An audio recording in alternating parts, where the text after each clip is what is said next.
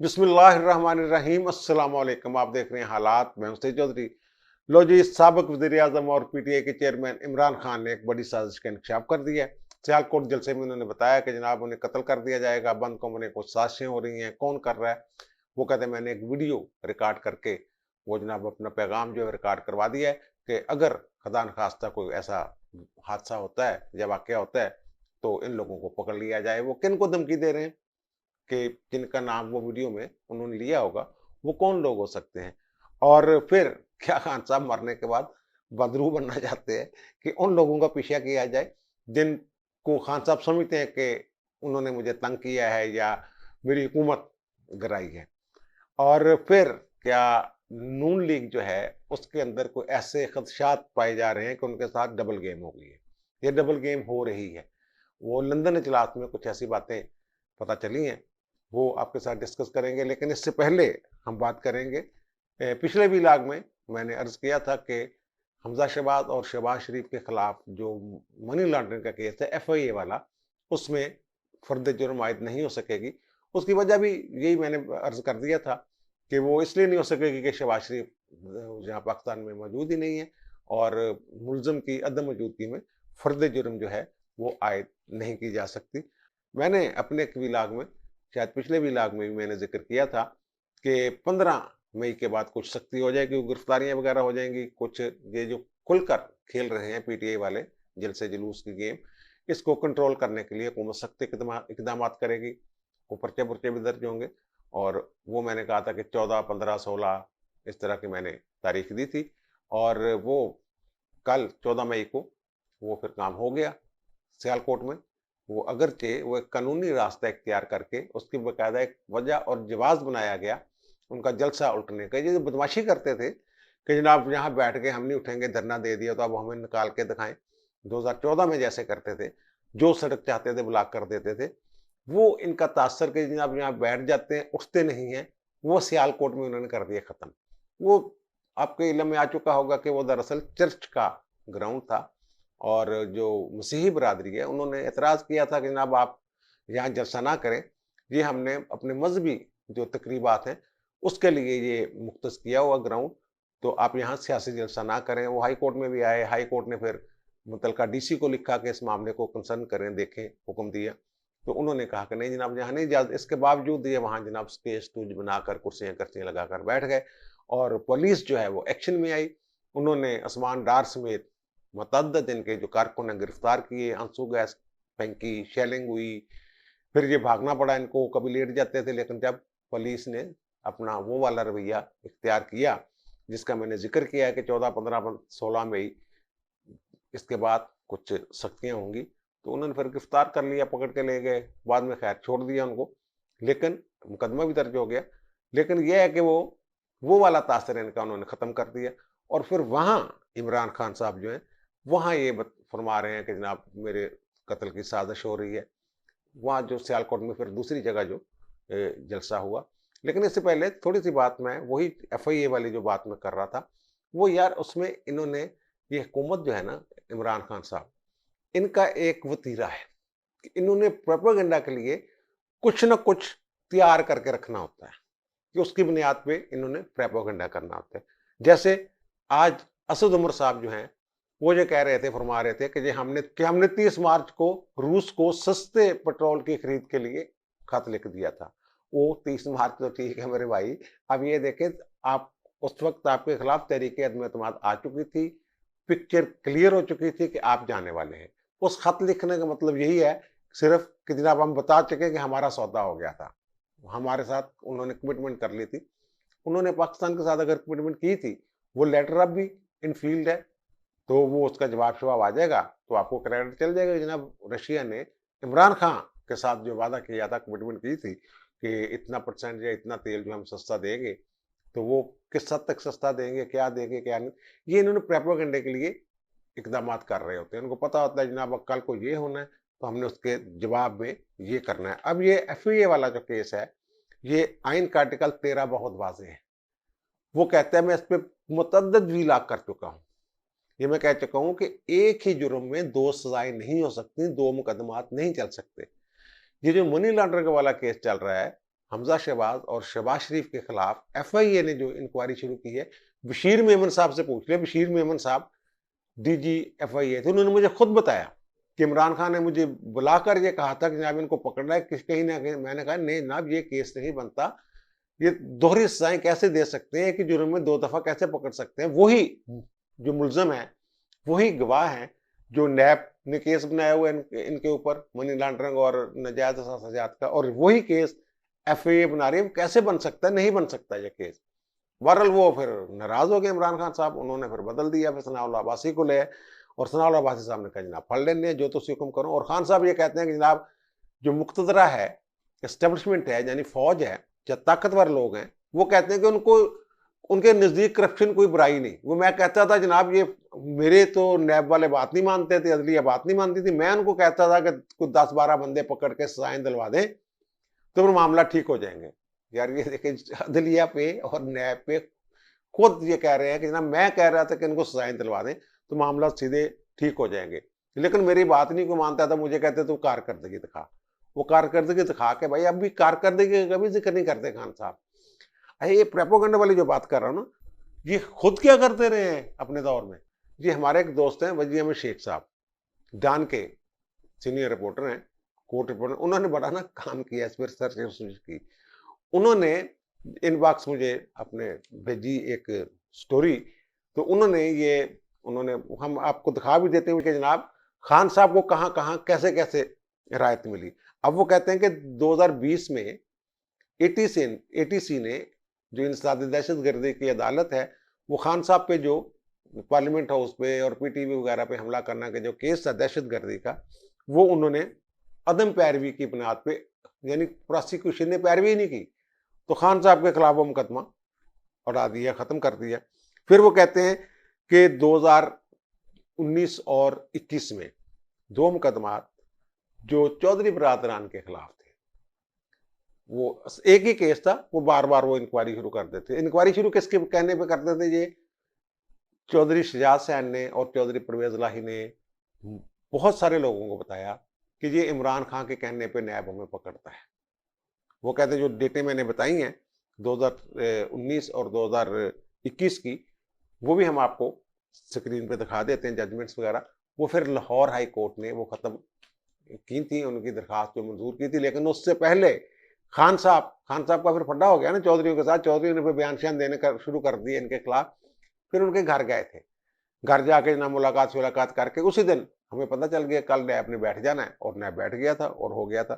اور پھر جو پرویز مشرف والا معاملہ ہے، جنرل پرویز مشرف کو جو سزا دی تھی خصوصی عدالت نے، لاہور ہائی کورٹ نے اس بارے میں یہ جو ججمنٹ ہے اس کو ہمیشہ متنازع سمجھا جائے گا. یہ اس لیے اتنی متنازع ججمنٹ ہے کہ خود پرویز مشرف کو بھی یقین نہیں ہے اس پہ.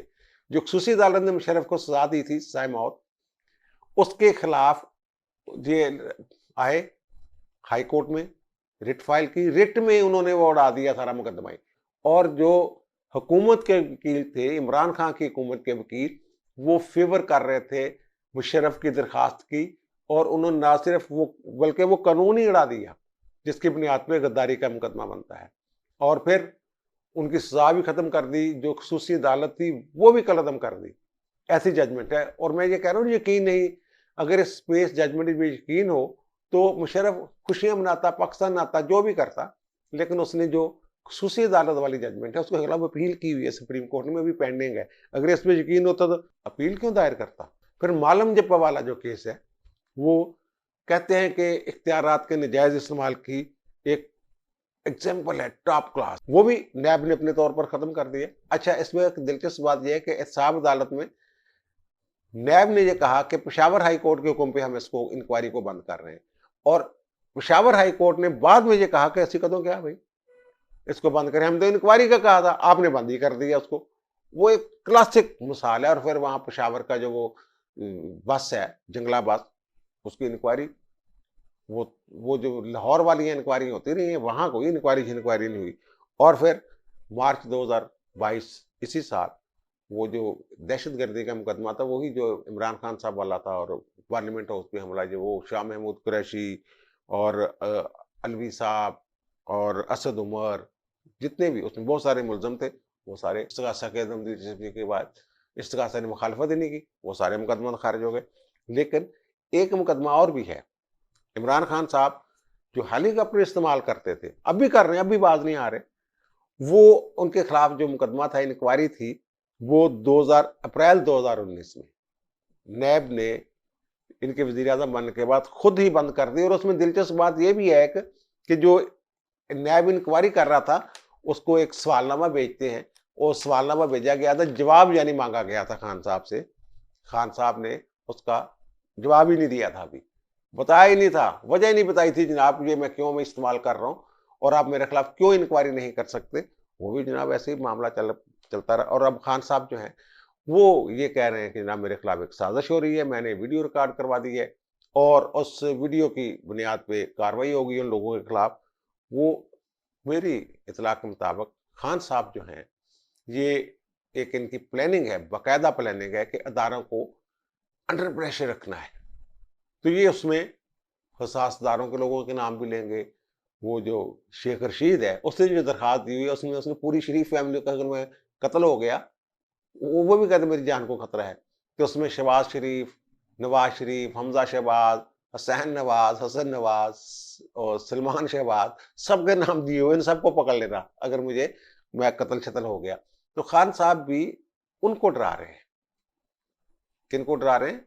जिनके बारे में खान साहब ये बार बार कहते हैं, खदशात का इजहार करते हैं कि ये लोग हैं जो मुझे जिन्होंने नहीं बचाया, 10 साल का वादा किया और 3.5 साल बाद मुझे कान से पकड़ के निकालने में, वो जो एक बैरूनी साजिश वो कहते हैं, उसके तहत मुझे इन्होंने निकाल दिए। ये सारे जाफर सादक मेरे इल्म में है, उन्हीं जाफर सादक के बारे में उन्हीं को वो थ्रेट कर रहे हैं, डरा रहे हैं कि जनाब ये। और वो जो कहते हैं ना कि मरने के बाद भी तुम्हारे ख्वाब में आकर डराऊंगा, खान साहब कहते हैं कि मैं वही हूँ। वो कहते हैं ना बदरू बन जाता है कोई बंदा। वो आपने फिल्में देखेंगे, BC क्लास कुछ फिल्में होती हैं कि बंदा मर जाता है, फिर वो भटकती रहती है, फिर वो डराती है, किसी को कुछ करती है, किसी को जुल्म करती है। उस तरह खान साहब शायद को किरदार अदा कर रहे हैं। उनके दिल में होगा किस तरह के बंद कमरों में साजिश हो रही है और मुल्क के अंदर मुल्क के बाहर के खान को कत्ल कर दिया जाए। अल्लाह ना करे कि ऐसा कुछ हो। खान साहब ये दरअसल खान साहब अब और बाहर से कुछ जो दहशतगर्द तंजीमें हैं, जो दहशतगर्द वगैरह हैं, उनकी तरफ इशारा नहीं है। हुकूमत के अंदर के जो लोग बैठे हुए हैं, एस्टेब्लिशमेंट के अंदर जो लोग बैठे हैं, उनकी तरफ खान साहब का इशारा है। खान साहब अगर इतनी जुर्रत है तो बता दे कि जनाब फलां फलां लोग हैं, मैंने बता दिया, सारी दुनिया बताती है। ये जो तहरीके तालिबान है पाकिस्तान, उनको तो खान साहब आम माफ़ी देने का ऐलान करते रहे हैं, करने वाले थे जनाब वो कौमी इदारे में आ जाए, हमारे आइन को मान लें, हम माफ़ कर देंगे। 80,000 जो शहदा हैं अफगान जंग के, पाकिस्तानी जो अमेरिका की जंग कहते हैं लड़े हैं, तो फिर उनका खून कहाँ जाएगा? उस वक्त खान साहब वो नहीं हो सकते। उन्होंने क्यों कहना खान साहब को? वो तो खान साहब खुद कहते हैं मुझे जनाब तालिबान खान कहते हैं ये लोग। ये इनका इशारा इसी तरफ है। अब जो ये कुछ लोग कहते हैं जनाब बेनज़ीर भुट्टो बनना चाहते हो, बेनज़ीर भुट्टो भाई, बेनज़ीर भुट्टो का इनका क्या मवाद? ये तो ज्यादा से ज्यादा आमर लियाकत है। उनकी जो तीसरी अहलिया है जिन्होंने कहा है, वो दानिया शाह, जिसने ये कहा है कि जनाब अगर मुझे कुछ हुआ तो उसका जिम्मेदार आमर लियाकत होगा। ज्यादा से ज्यादा ये उस तरह की धमकी है। ये बेनज़ीर वाली धमकी कैसे होगी? बेनज़ीर तो सानिया कारसाज जब हुआ है तो उसके बाद उन्होंने मुशर्रफ को जो खत लिखा था उसमें उन्होंने नाम दिए थे कि जनाब इन लोगों का आप इंक्वायरी करवाएं। और इंक्वायरी में कौन था? परवेज इलाही, वज़ीर आला पंजाब, इंटेलिजेंस ब्यूरो के सरबराह एजाज शाह, साबिक DGISI हमीद गुल और इमरान खान। अब हमीद गुल पे इल्जाम लगाने का मतलब कि इमरान खान भी शायद साथ होंगे उसमें। इमरान खान भी, उनका इंक्वायरी करवाएं।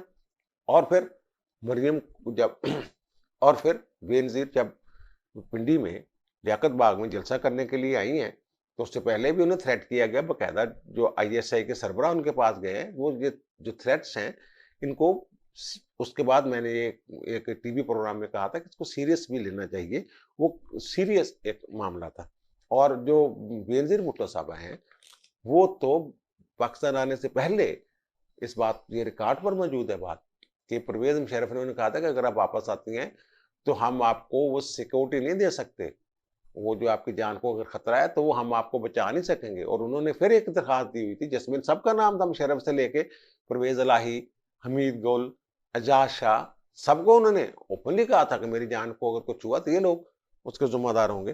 اور یہ بات بھی ریکارڈ میں موجود ہے کہ بینظیر جب پاکستان آنے والی تھی تو اس سے پہلے وہ کولوراڈو سے کسی فلائٹ میں جا رہی تھی. وہاں زلمے خلیل زاد جو سفیر تھے امریکہ کے وہ بھی اس میں شامل بیٹھے تھے, ان کی اہلیہ بھی بیٹھی تھی. تو وہ جو کوکیز گرم گرم آفر کی ایئر ہوسٹس نے بینظیر محترمہ کو, تو انہوں نے کہا کہ نہیں میرا وزن, میں اپنا کم کر رہی ہوں تو میں نہیں. پھر وہ کہتے ہیں کہ چند سیکنڈ کا تعطل کیا انہوں نے, اور پھر انہوں نے یہ کہا کہ یہ بی بی سی کی رپورٹ ہے, تو انہوں نے پھر یہ کہا کہ چلو لے آؤ کوئی بات نہیں, یہ چند مہینوں میں نے تو مر تو جانا ہی ہے. یہ بات انہوں نے اس وقت بھی کہی تھی. اب یہ کہتے ہیں جناب طاقتوروں کو میں نے کہا کہ جناب ان کے نزدیک یہ کرپشن ہی نہیں ہے, عدلیہ یہ کر رہی ہے وہ.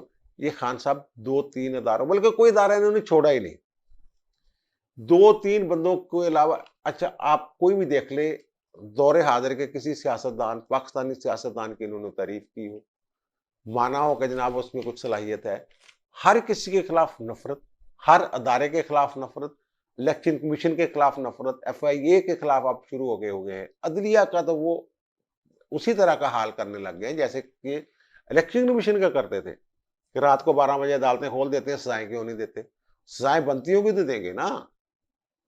اور مقتدرہ جو میری مدد نہیں کر رہا تھا ان کو سزائیں دلوانے میں, وہ جو میں نے عرض کیا ہے کہ خان صاحب یہ ایک سیدھا سادہ 63 کا آئین کا آرٹیکل 63 ہے, وہ بھی یہ کہتا ہے کہ پروپیگنڈا نہیں کیا جا سکتا عدلیہ اور فوج کے خلاف.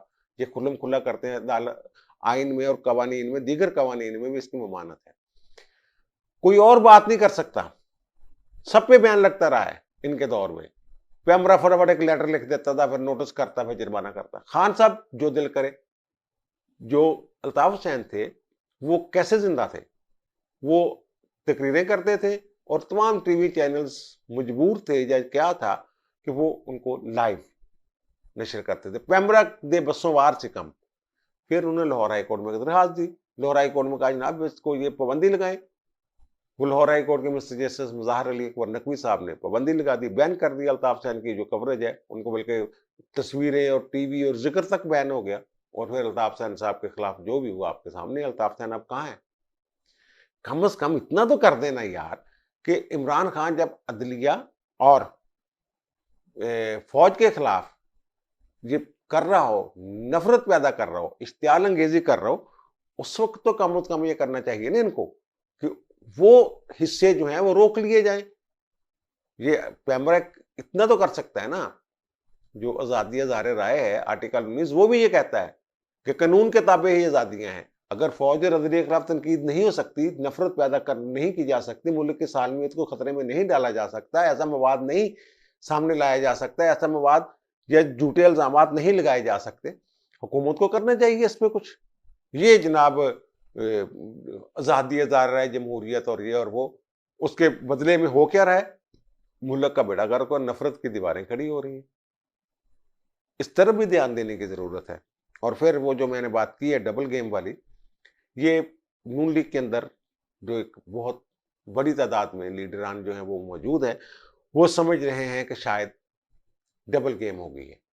اس میں 2 طرح کی باتیں ہو رہی ہیں. ایک بات تو یہ ہے کہ عمران خان جس رات 12 بجے وہ کہتے ہیں نا کہ عدالتیں کھل گئیں, اس رات کوئی تالے آزمائی کرنے والے تھے اور اطلاع ہو گئی, جس کی وجہ سے دوسرے لفظوں میں یہ کہ وہ جنرل باجوہ کے خلاف کوئی تالے آزمائی کرنا چاہتے تھے. لیکن کیونکہ فوج ایک منظم ادارہ ہے, اندر سے کوئی جن کو یہ چاہتے ہوں گے وہ نہیں آ سکے یا نہیں وہ انہوں نے حامی بھری, تو اس وجہ سے وہ سارا ہوا. تو وہ کہتے ہیں جناب جنرل باجوہ کے تو جو خلاف ہے, جنرل باجوہ تو ڈبل گیم نہیں کر رہا, لیکن اندر سے جو خان صاحب کے ساتھ ہمدردی کا اظہار کرنے والے, ان کو مشورے دینے والے, ان کو رپورٹیں دینے والے لوگ ہیں, ان کے خلاف کارروائی کیوں نہیں ہو رہی.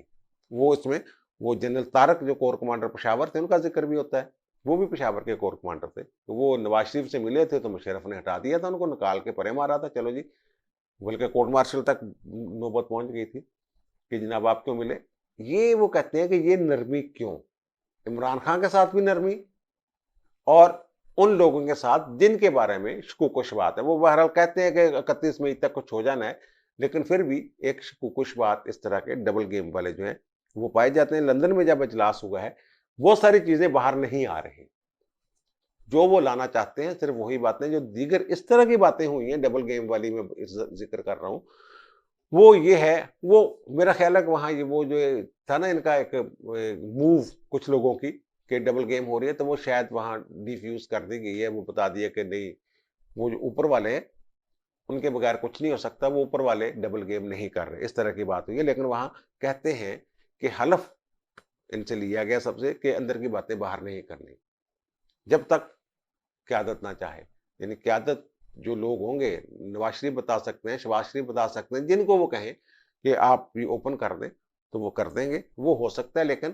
وہ ہر بندہ ہر بات جو ہے وہ نہیں بتا سکتا۔ بہرحال ڈبل گیم والا خدشہ جو ہے وہ موجود ہے، اور پھر ان کو وہ جو سخت فیصلے کہتے ہیں، مشکل فیصلے، پٹرول والا آج بھی ان کا نہیں بڑھانا ہم نے پٹرول جناب، ان کے پاس کوئی پائپ لائن میں کچھ چیزیں ہیں، وہ یہ عرب ممالک ہیں، سعودی عرب ہے، ان کے ساتھ وہ تیل والی ڈیل ہے، وہ سارے معاملات وہ میرا خیال ہے جی کر لیں گے، سنبھال لیں گے۔ لیکن اصل مسئلہ یہ ہے کہ اس کو کیسے روکنا ہے۔ جیسا میں نے کہا عمران خان جو کر رہا ہے وہ مرنے کے بعد بھی بدروح کے طور پر ایک کردار ادا کرنا چاہتا ہے، اس کو روکنے کے لیے اب کابینہ میں ساری جماعتوں کے، اتحادی جماعتوں کے ارکان موجود ہیں، لیکن وہ اس سطح کے لوگ نہیں ہیں۔ مثلاً اسد الرحمان صاحب جو ہیں، جو اسد محمود، معافی چاہتا ہوں، وہ مولانا فضل الرحمان کے صاحبزادے اسد محمود اگرچہ ممبر ہیں، لیکن اصل فیصلہ جو مولانا فضل الرحمان نے کرنا ہے وہ تو نہیں کر سکتے۔ پیپلز پارٹی والا اصل فیصلہ زرداری صاحب کو جو کردار ہے اس کو کیسے نکال سکتے ہیں؟